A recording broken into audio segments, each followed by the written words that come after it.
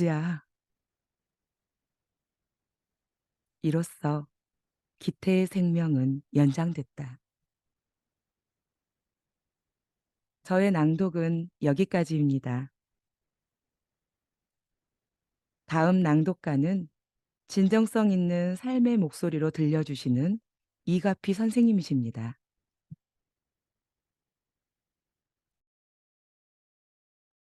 교수님, 음소거 해제를 해주셔야 돼요. 네, 됐습니다. 안녕하세요. 낭독가 이가피입니다. 이 책에서 제가 고른 이야기는 여름의 마지막 숨결입니다. 이 글이 저의 초등학교 시절 제가 가진 가장 아름다운 추억을 소환해 주었기 때문인데요. 여름방학이면 그동안의 과외와 학교 생활에서 벗어나 청도 이서의 외갓집에 가서 자연 속에서 외사촌들과 마냥 놀았던 시간입니다. 중학교에 들어가고 나서는 더 이상 그곳에 갈 수 없었지요. 이 글을 읽으며 우리들의 일그러진 영웅이 아닌 나의 독립을 선언한 결말도 저에게 의미가 컸습니다. 이제 낭독을 시작하겠습니다. 여러 여름들이 잊히지 않는다. 그 중에서 가장 기억에 남는 건 1984년의 여름이다. 그해 나는 중학생이 됐다. 2월 중학교 회정을 받기 위해 그간 다닌 초등학교를 찾아가니 지난 6년의 시간이 한평생처럼 느껴졌다. 그렇게 하나의 일생이 끝나고 중학교 신입생으로 나는 환생했다. 교실은 물론이고 책상이며 칠판, 분필까지도 초등학교 때와는 달랐다. 반 아이들은 대부분 내가 한 번도 가보지 못한 동네에서 살고 있었다. 화성인, 목성인들과 같은 학교를 다닌다면 그런 기분이었을까? 지구인이 난생 처음 다른 행성의 주민들과 생활한다면 어떤 일이 벌어질까? 나는 그 일을 중학교 1학년 때 이미 경험했다. 모르긴 해도 그들은 매일 싸울 것이다. 외계인에게도 성별이 있는지 궁금하지만 적어도 남자들이라면. 우주적인 비유를 들었지만 결국 남자 중학교 1학년 1학기 교실은 원숭이 우리와 비슷하다는 말이다. 서열을 정하기 위해 그들은 매일 싸움을 벌인다. 싸움의 순서는 잘 싸울 것처럼 보이는 아이들부터다. 그렇게 서열이 정해지면서 3월 말이 되면 중위권과 하위권까지 차례가 돌아온다. 애들은 싸우면서 크는 거야. 어릴 때부터 많이 듣던 말이다. 다 거짓말이다. 우리는 싸우면서 쪼그라든다. 서열에 복종하는 법을 배우게 되니까. 나는 일찌감치 싸움 서열에서 빠졌다. 스스로 나왔다기보다는 탈락했다는 말이 더 맞겠다. 타고난 몸이 싸움에 적합하지 않았다. 하지만 그런 나 역시 1984년 3월 하순에는 누군가와 뒤엉켜 교실 바닥을 굴러야 했다. 그건 쓰나미 같은 것이다. 좋고 싫고 그런 게 없다. 그저 휩쓸릴 뿐이다. 그렇게 중학생들은 쪼그라든다. 봄이 끝날 무렵 드디어 교실은 조용해졌다. 질서가 잡힌 것이다. 싸움은 서열도 정했지만 동급생의 성향을 파악하는 데도 도움이 됐다. 어떤 아이는 용감했고 어떤 아이는 비겁했다. 현명한 친구도 있었고 멍청한 놈도 있었다. 그중 한 친구가 눈에 들어왔다. 나는 한 번이라도 싸울 수밖에 없었지만 그 친구는 싸우지 않았다. 그럼에도 쪼그라든 느낌이 전혀 없었다. 나는 비폭력주의자야. 무슨 이야기인가를 나누던 끝에 그 친구가 말했다. 그 말이 너무 멋있게 들려 집에 돌아가면서 나는 몇 번 중얼거려 봤다. 나는 싸움을 잘 못해 같은 말에 비해 훨씬 근사했다. 나도 비폭력주의자가 되기로 했다. 더 정확하게 말하자면 남들 앞에서 나는 비폭력주의자야 라고 말할 수 있는 사람이 되기로 했다. 여기까지입니다. 감사합니다. 다음은 이옥자 선생님 낭독하시겠습니다. 네, 안녕하세요. 이옥자입니다. 이가피 선생님의 차분한 낭독 잘 들었습니다. 제가 선택한 에피소드는 저녁이면 마냥 걸었다입니다. 경주의 팔복서점 주인인 서지희 씨는 수학여행 버스 사고로 아이를 잃은 후 10년 동안 가정의 지옥에 갇혀 보냈지만 결국에는 자신을 용서하고 10년 만에 경주로 내려와 팔복서점의 주인이 되었습니다. 서지희 씨가 경주로 내려온 이유는 아무도 눈치채지 않게 울고 싶으면 마음껏 울고 저녁이면 마냥 걸을 수 있었기 때문입니다. 우리는 나쁜 일이 생기면 만약 그때 내가 그렇게 행동하지 않았더라면, 만약 내가 조금만 더 참았더라면 이렇게 자신을 자책하면서 괴로워하게 됩니다. 그러나 일어날 일은 어떻게든 일어나는 것이며 사람의 힘으로 막을 수 없는 일도 있는 것입니다. 어려운 일이 닥쳐도 그것 또한 지나가리라 하는 마음가짐으로 자기 자신을 괴롭히지 않았으면 하는 마음입니다. 이제 저희 본문 낭독을 시작하겠습니다.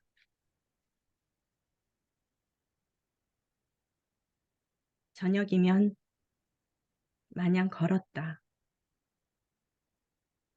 그래.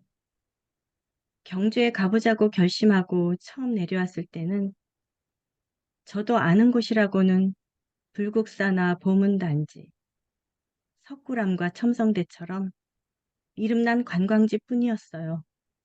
라고 드디어 저녁 산책에 나서기 전 모인 사람들에게 서지희 씨가 말했다. 하루 정도 둘러보고 나니 허무해지더라고요. 기껏 이런 곳을 오겠다고 그런 일이 일어났나 싶기도 하고요. 그러다가 경주 박물관을 구경하고 나와 기념품 가게에 들어가게 됐어요. 거기서 이 책, 저 책 뒤적이는데 2월에 흰 개가 대궐 담 위로 올라왔다라는 삼국유사에 실린 한 구절이 눈에 들어오더라고요. 그 구절을 보니 신라의 옛 성터인 반월성에 가보고 싶어졌어요. 마침 근처이기도 했고요. 그래서 박물관을 나와 걸어가는데 해가 뉘엿뉘엿 서쪽으로 넘어가고 있더군요. 왼쪽으로 난 언덕길을 따라 올라간 뒤 석빙고 쪽으로 향하는데 석빙고 앞에 서 있던 사람들이 다 내 뒤쪽 하늘을 올려다보더라고요. 그이들을 따라 고개를 돌렸다가 나도 소나무 숲 위로 둥실 떠오르는 보름달을 보게 된 거예요. 누런 종이를 오려 붙여놓은 듯한 보름달이 어찌나 비현실적으로 아름답던지. 그 달을 바라보는데 하얀 개가 지저대던 그 시절 반월성에 뜬 달도 지금 내가 바라보는 달과 똑같은 것이겠지 하는 생각이 들더군요. 갑자기 가슴이 벅차올랐어요. 그렇게 서서 보름달이 둥실 떠오르는 걸 바라보다가 관광객들이 버스로 돌아간다기에 저도 그 사람들을 따라갔어요. 올라온 길과는 달랐는데 그게 바로 계림으로 내려가는 길이었어요. 이렇게 돌아서 저희도 이제 그쪽으로 가볼 텐데요. 멀리 보이는 첨성대를 등대 삼아 그 길을 건너라면 들판에 내려앉은 어스름 너머로 황남동 인가의 불빛들이 나지막이 반짝이는 것이 보입니다. 그쪽을 바라보며 계속 걸어가면 빈 들판에 옹기종기 모여 앉은 멀고 가까운 무덤들이 서로 겹쳐졌다 멀어지지요. 그 풍경을 바라보는데 저도 모르게 눈물이 흐르더군요. 달은 1000년 전의 달과 똑같은데 사람은 한번 헤어지고 나면 영영 다시 만나지 못하는구나 하는 생각이 들어서요. 그렇게 걸어가는 발걸음에 따라 서로 겹쳐졌다 멀어지는 무덤들을 바라보며 어스름 속을 걷는데 시원한 저녁바람에 기분이 좋아져 하하하 호호호 서로 농담하고 웃는 관광객들 중에 제가 우는 걸 눈치채는 사람은 아무도 없더라고요. 그래서 좋았다는 거예요. 제 말은. 아무도 제가 우는 줄을 몰라서.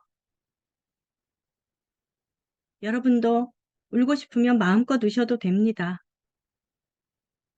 그 길을 그렇게 계속 걸었습니다. 여기 대릉원 주차장이 나올 때까지 계속 걸었어요. 그렇게 경주에 내려와 살게 됐지요.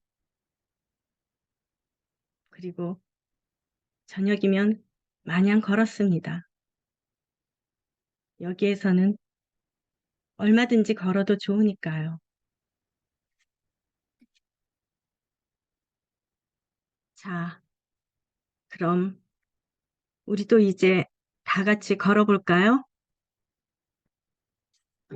네, 네, 걸을게요. 걸어요. 같이 걸어요.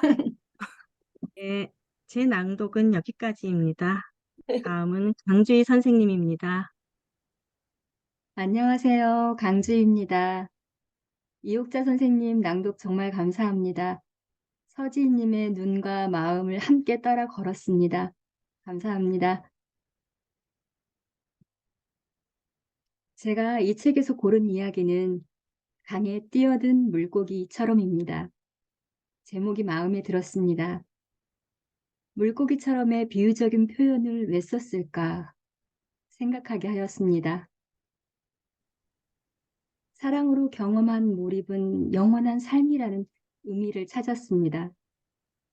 시간의 흐름을 잊을 정도의 몰입의 대상처럼 사랑하는 마음이 상실이 아닌 영원한 시작임을 깨닫게 되었습니다. 인생의 80평생 중 1쿼터, 4분의 1만큼 살다가 요절하는 아쉬움보다는 그 몰입의 순간을 영원한 삶으로 지금 이 순간에 집중하려 합니다. 이제 저의 본문 낭독을 하겠습니다.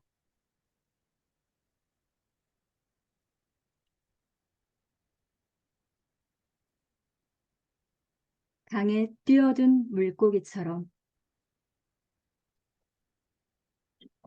20살이라면 앞날이 창창하다고들 말할 것이다.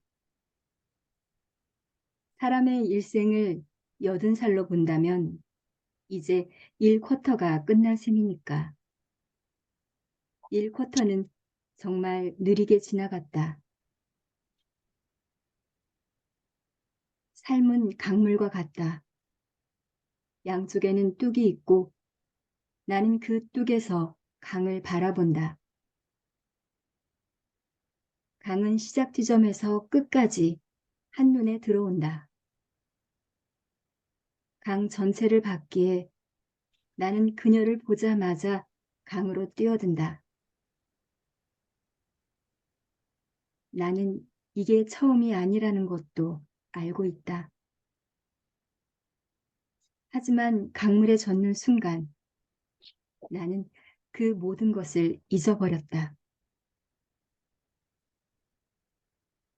닥터는 뭔가에 빠져든 사람들에게 다음과 같은 일들이 일어난다고 내게 설명했다.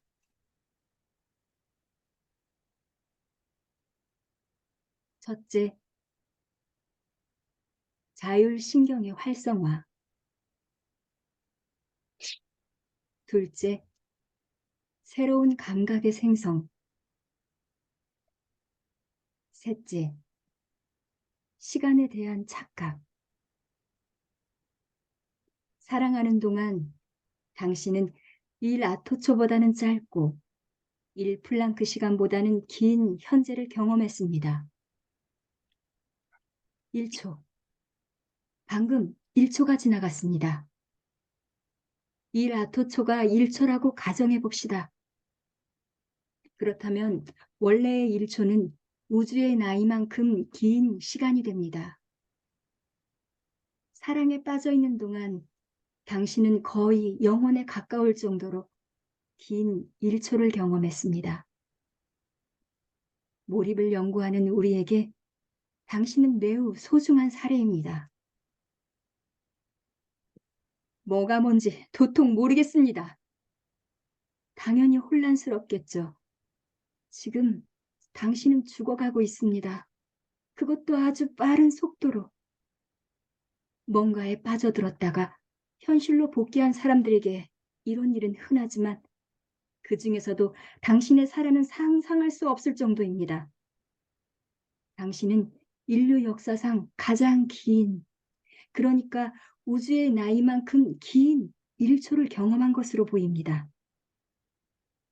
저는 다만 한 여자를 사랑했고 그 사랑이 끝났을 뿐입니다. 그 사랑에 완전히 빠져 있었기 때문에 1초는 한없이 긴 시간이 된 것입니다. 우리의 1초가 당신에게는 그토록 긴 시간으로 느껴졌다면 그때 당신은 1아토초보다는 짧고 1플랑크 시간보다는 긴 현재를 경험하고 있었다는 뜻입니다. 시간은 상대적으로 흐르니까요.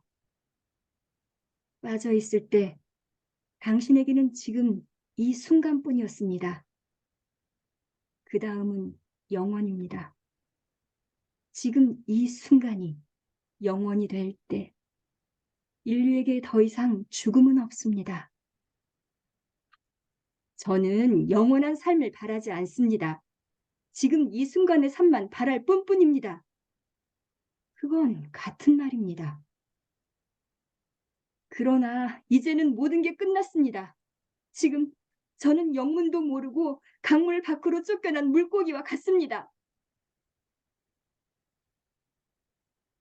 내가 눈물을 흘리자 닥터는 더 이상 나를 설득하려고 하지 않았다.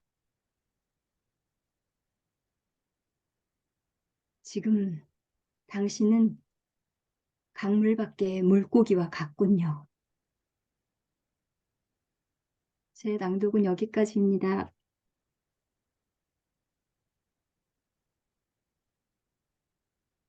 다음 선생님은 다정한 목소리의 소유자이세요. 박미은 선생님 부탁드리겠습니다. 안녕하세요. 박미은입니다. 주희 선생님 낭독 너무 잘 들었습니다. 사실은 그 본문 되게 그 이야기 에피소드 저한테 좀 어려웠는데요. 선생님 목소리도 들으니까 이제서야 이해가 갔습니다. 오늘 낭독회가 끝날 때까지 모든 분들의 모든 순간이 영원히로 기억되시길 바라며, 네. 이 책에서 제가 고른 이야기는 보일러입니다. 제목 강렬하죠? 아내를 떠나보내고 사랑하는 아내와 함께한 기적의 순간들을 찾아 지금은 사라진 호텔을 찾는 노인이 있습니다. 지금 인생의 마지막 계절. 겨울을 맞고 있는 노인에게 무엇이 보일러가 되어줄까요? 이 이야기의 마지막 문장을 읽고 나면 맨 첫 문장을 가져와 읽어보세요. 제목의 강렬함이 울림으로 돌아옵니다. 오늘은 보일러가 계속 돌아가네. 이제 저의 본문 낭독 시작하겠습니다. 그 새벽에 찾아와서 어디에도 없는 호텔을 찾는다면 정신이 좀 이상한 노인이 아닐까? 치매라든가 그런 걸 의심하는 게 좋았을 텐데. 누구라도 그렇게 생각할 거야. 하지만 나는 좀 다르게 생각해 보기로 했어. 다르게? 어떻게? 그러니까 따뜻하게. 자세히 보니까 노인이 떨고 있더라고. 그래서 커피숍으로 데려가 뜨거운 물을 내주었지. 물을 한 모금 마시더니 노인이 고맙다고 하더군. 뜨거운 물도 그렇지만 전평 호텔이 사라진 건 아닐 것이라고 얘기한 걸 말하는 거였어. 그런 이야기가 듣고 싶었다는 거야. 그러면서 전평 호텔에 대해 얘기하기 시작했어. 42년 전 신혼여행을 왔을 때 묵은 호텔이라더군. 노인은 전평 호텔의 모습을 꽤나 자세히 기억하고 있었어. 그러다가 저녁을 먹기 전 막 아내가 된 사람과 호숫가로 산책 나갔던 일을 말하더라. 호수로는 땅거미가 내리고 있었다네. 호숫가를 빙 둘러 이어진 작은 산책로를 따라 둘이 걷는데 갑자기 풀숲 너머에서 푸드덕거리는 소리가 들리더니 새들이 하늘로 날아올랐다는 거야. 저게 뭐예요? 아내가 노인에게 물었대. 노인이 보니 청둥오리들이더래. 그렇게 알려주니 아내는 놀란 눈으로 아, 저게 청둥오리구나 라고 대답했대. 노인의 아내는 그날 청둥오리를 처음 봤다는 거야. 두 사람이 처음으로 함께 잔 것도 그날이고. 푸도덕, 그게 처음이었구나. 그러고는 노인이 말했어. 그런 아내가 죽은 지도 벌써 몇 년이 지났고 자신도 이제 죽어가고 있다고. 그러면서 자신은 평생 질문들 속에 살았다고 하더라. 스스로 질문의 공책이라고 이름 붙인 노트를 늘 들고 다녔다면서 가방에서 꺼내 내게도 보여줬어. 거기에는 왜 나는 이토록 슬픈가? 왜 인간은 충분히 사랑받지 못하는가? 왜 시간은 이토록 빨리 지나가는가 등등의 질문들이 적혀 있었어. 그렇게 적어놓은 질문들 중에 하나가 바로 전평 호텔은 사라졌는가였어. 그래서 내게 고맙다는 거였지. 사라지지는 않았을 것이라고 대답해주고 또 따뜻한 물도 줘서. 그런 뜻은 아니었기에 좀 민망해진 내 마음을 아는지 모르는지 노인은 다시 이야기를 시작했어. 청둥오리를 보는 일도 아내와 밥을 먹는 일도 또 둘이서 잠드는 일도 모두 평범하기 짝이 없는 일상이었는데 이제는 기적과도 같은 일이 됐다고. 다르게 생각하길 잘했네. 그런 이야기도 듣고. 그러게, 거기까지 말하고 노인은 가보겠다며 일어났어. 그래서 직원 휴게실로 데려가 간이 침대에서 좀 쉬라고 권했어. 노인은 괜찮다고 말했지만 나는 전혀 괜찮지 않았거든. 휴게실 불을 끄고 나와 호텔 문을 열고 밖으로 나갔어. 이제 곧 겨울이 오겠구나. 그런 생각이 들더라. 추웠지만 나는 좀 더 서 있었어. 거기 내려다 보이는 도시의 불빛이 호수의 물결이라면 어떨까 싶더라. 그래서 호텔 앞 호수의 풀숲 너머로 청둥오리떼가 푸드덕거리며 날아오른다면 그 광경을 보고 젊고 아름다운 아내가 눈을 동그랗게 뜨고 아, 저게 청둥오리구나 라고 말한다면 그렇게 둘만의 식사 뒤에 밤이 찾아온다면 그렇다면 인생을 통틀어 가장 따뜻한 밤이겠네. 모르긴 해도 저의 본문 낭독은 여기까지입니다. 다음은 미소도 아름다우시고 따뜻하신 김경수 선생님 모시겠습니다. 네, 안녕하세요. 김경숙입니다. 임현생님 낭독 잘 들었습니다. 날씨가 점점 추워지니까 따뜻함이 더욱 그리워지는 것 같습니다. 제가 오늘 낭독할 부분은 제가 이 부분을 선택한 이유는요. 무소유라는 말을 한 번 더 생각할 수 있는 그런 계기가 되어서 좋았습니다. 지난달 제가 미니멀 라이프를 위해서 집 정리를 하면서 많은 것들을 버렸습니다. 그 후 여행 중에 법정선임의 생가에 가게 되었는데 그 무소유란 아무것도 갖지 않는 것이 아니라 불필요한 것을 갖지 않는 거라고 쓰여 있더라고요. 이 글 속에서 헨리 데이비드 소로라는 사람은 나의 소유를 줄일수록 자연은 점점 늘어난다고 했습니다. 저도 소유를 좀 더 줄여 점점 자연과 가까워짐을 꿈꿔봅니다. 이제 저의 낭독을 시작해 보겠습니다. 너무나 많은 여름이 5번째 에피소드 2020년에도 봄은 어김없이 찾아왔다. 봄은 아름다웠다.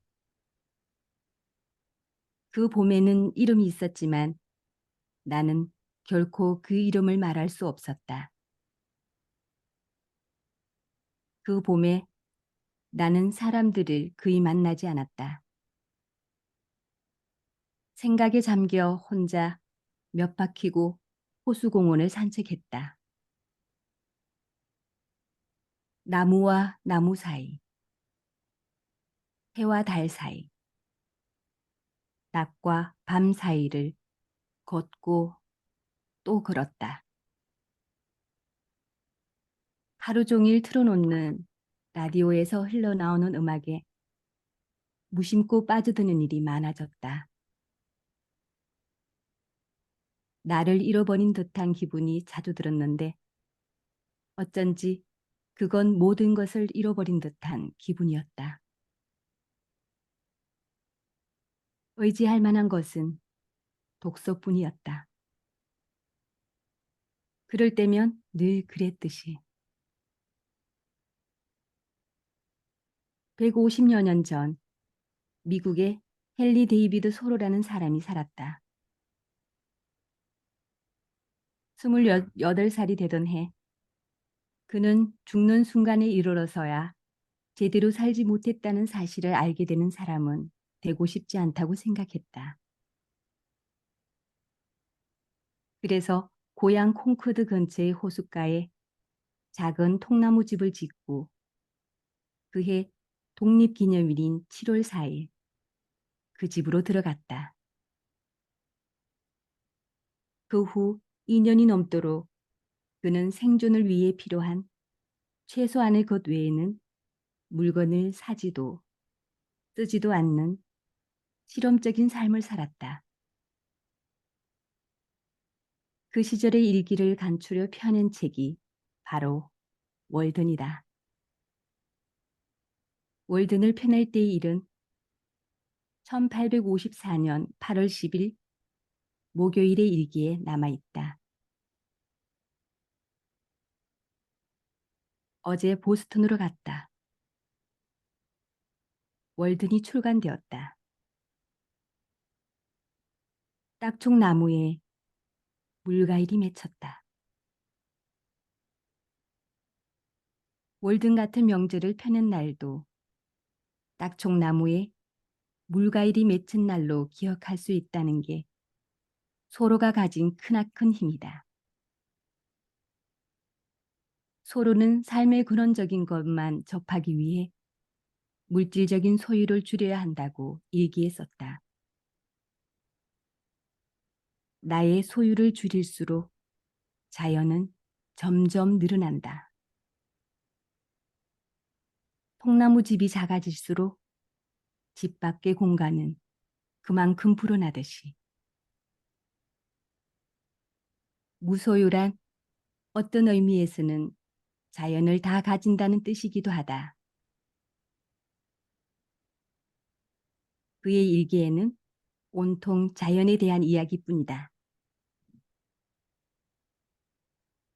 올해는 관찰의 해다라고 1852년 7월 2일에 일기에 써놓기도 했거니와 그는 어미새가 새끼를 돌보듯 주변의 나무와 동물과 노을과 호수를 살펴보고 또 살펴본다.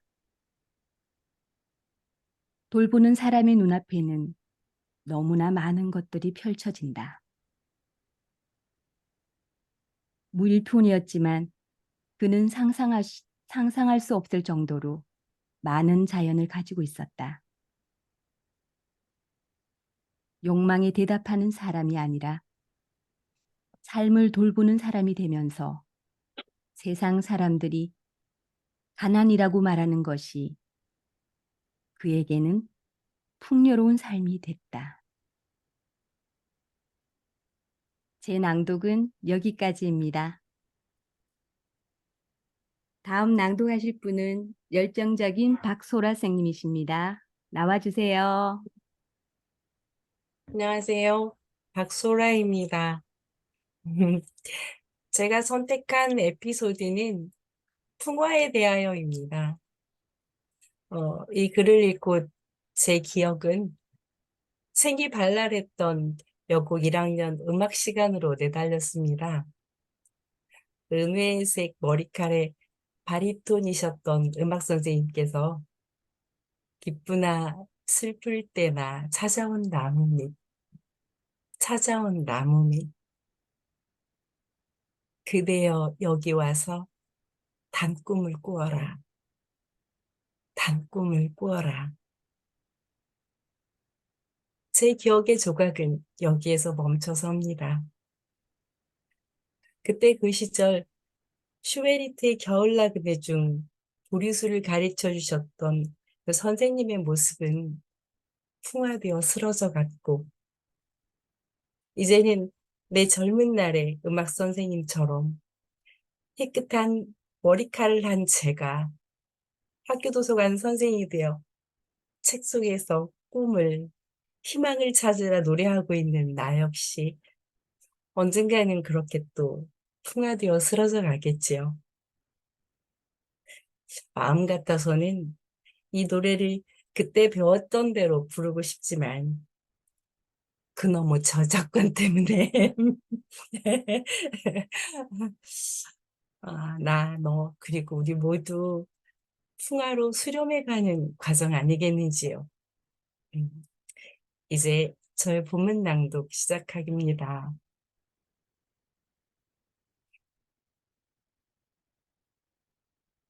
시각장애의 본질은 보지 못한다는 게 아니라 보여지지 않는다는 것이다라는 문장을 읽은 적이 있는데, 나이 들의 본질도 마찬가지다. 자신의 감각 능력이 점점 떨어지는 것도 문제였지만, 더 큰 문제는 타인의 감각 대상에서 멀어진다는 점이었다. 그렇게 감각 대상에서 멀어지면 모든 존재는 사라지게 되어 있었다. 오래전 그녀의 수업 시간에 배운 것이었다. 멀리 있는 것은 작아, 가까운 것은 크고, 이게 원근법의 원리지. 이게 뭘 뜻하는지 아는 사람? 그녀가 학생들에게 물었다. 대학교 수업에서 원근법이라는. 다들 시큰둥한 반응이었는데 지훈이 손을 들었다. 보는 사람의 눈의 위치와 관련이 있는 거 아닐까요? 그래, 우리의 위치가 모든 걸 결정해. 우리가 감각하는 세상에는 절대적으로 크거나 절대적으로 작은 것이 없어. 멀고 가까운 것만 있는 거야. 그러니 어떤 대상의 크기는 우리가 어디에 있느냐에 달려 있어. 그 위치가 우리의 의지를 뜻해. 아무리 크다고 해도 우리 위치에 따라 얼마든지 작게 만들어 버릴 수 있어. 그러다가 아주 멀어지면 어떻게 되지? 소실점으로 사라집니다. 지훈이 대답했다. 우리가 바라보는 물리적 세계에는 그런 소실점들이 한두 개가 아니지. 지금도 수많은 것들이 그 소실점으로 사라지고 있어. 이게 우리가 사는 물리적 세계의 참모습이야. 그럼 그 사라지는 것들 앞에서 우리가 해야 하는 일은 뭘까? 누구도 스스로 존재할 수는 없다. 누군가를 존재하게 하기 위해서 우리는 가까이, 더 가까이 다가가야 했다. 제 낭독은 여기까지입니다. 다음은 제 귀에 쏙쏙 꽂히는 매력 만점의 목소리를 지닌 김미옥 선생님이십니다. 여기. 안녕하세요. 김미옥입니다. 청년다운 젊고 열정적인 목소리의 박소라 선생님 이야기 잘 들었습니다. 시간은 상대적으로 흐른다고 하는데 시간이 금방 갔죠. 제가 마지막이에요.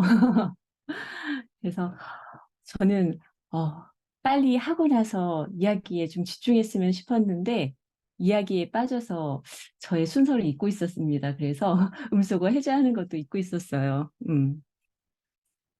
제가 선택한 에피소드는요, 세월호 사건을 겪은 유가족의 아픔과 제 3자로 지켜보는 우리의 책임 있는 자세에 대해 이야기하고 있는데요. 매년 4월이 되면 저는 모임에서 세월호 사건을 다룬 작품을 같이 봐요, 여럿이. 근데 이토록 눈물에 젖지 않고 담백하면서도 따뜻하게 풀어낼 수 있다는 이야기에 놀랐습니다. 별이 된 시즈니. 이렇게 시즈니 엄마는 단 하나의 흔적이라도 시즈니의 조각을 간절히 찾고 싶어 해요. 거기 까만 부분, 보이지 않는 사진의 비밀이 주희가 작가에게 들려주는 이야기를 통해 밝혀집니다. 여러분, 모두 눈을 감고요. 거기 까만 부분의 이야기에 귀 기울여 주셨으면 좋겠습니다. 이제 저의 본문 낭독을 시작하겠습니다.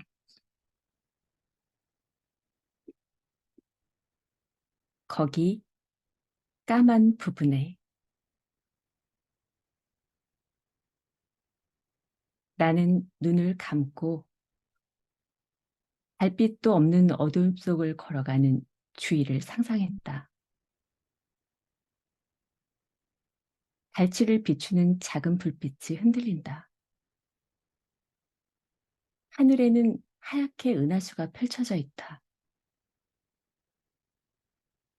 조금 더 걸어가면 너른 공터가 나오고 주인은 다른 아이들과 함께 천문대 연구원의 지시에 따라 바닥에 눕는다.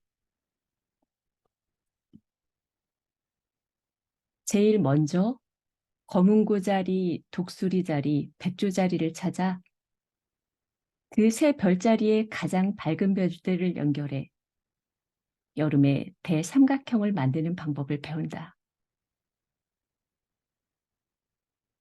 그리고 나서도 밤하늘을 계속 바라보라고. 그러다 보면 처음에는 안 보이던 별들이 하나둘 눈에 보이기 시작한다고 연구원은 설명한다.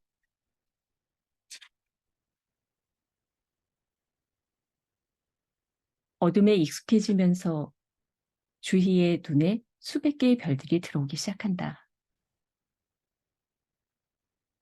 더 인내심을 가지고 지켜보면 수천 개의 별들까지 볼 수 있다. 하지만 주희가 보지 못하는 별들은 그보다 더 많다. 우리 은하계에만 1000억 개 이상의 별들이 있으니까. 누구도 보지 못해 아직 밤하늘의 그 모습을 드러내지 못한 별들은 보이는 것보다 훨씬 더 많다.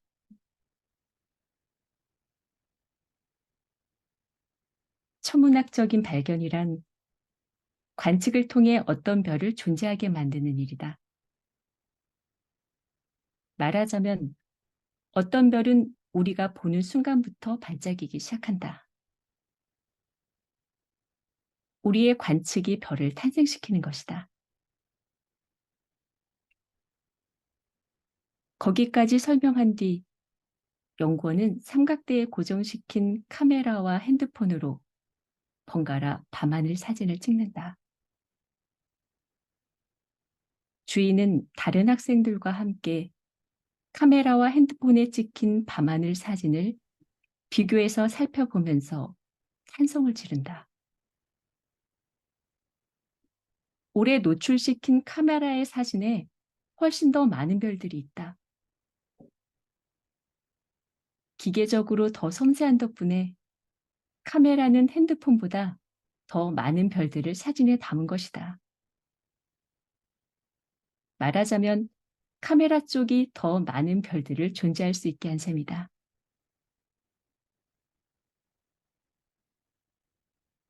누가 어떻게 바라보느냐에 따라 어떤 별은 존재할 수도 존재하지 않을 수도 있는 거예요. 라고 연구원은 말한다. 그러니 포기하지 않고 계속 바라보는 것. 그것이 관찰자로서의 책임감이 아닐까요? 라고도 덧붙인다. 밤하늘 관찰이 끝나고 난 뒤 학생들은 어둠 속에서 기념사진을 찍는다. 시진이가 찍힌, 그러니까 나도 본 바로 그 사진이다.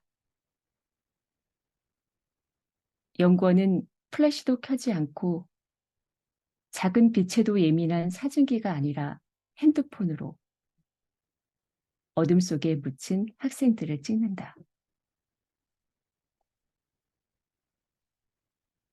거기까지 말하고 나서